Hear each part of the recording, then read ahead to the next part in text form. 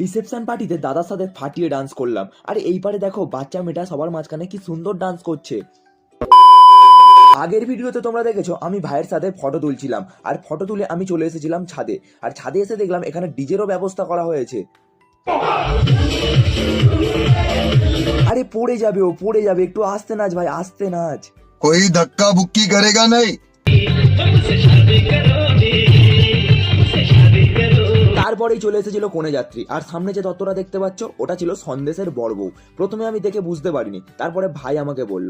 আর মায়ের আজকে নিরামিষ ছিল, তাই মা শুধু আইসক্রিমই খেয়ে যাচ্ছে। শুধু মা একা একা আইসক্রিম খাবে, তাই আমি আর ভাইও নিয়ে নিলাম একটা করে আইসক্রিম। তারপরেই শুরু হলো আমাদের ডান্স। বাবা বর তো আজ ফুল মুডে আছে দেখছি।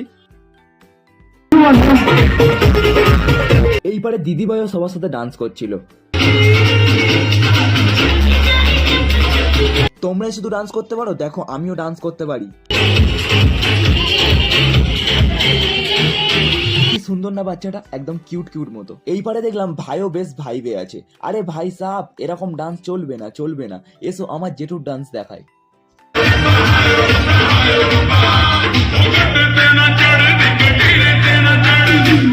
তারপর ডান্স করতে করতে অনেকটা রাত হয়ে গেছিল, তাই আমরা খেতে বসে গেছিলাম। আজকের ভিডিওটা এখানেই শেষ করলাম, দেখা হচ্ছে পরের ভিডিওতে।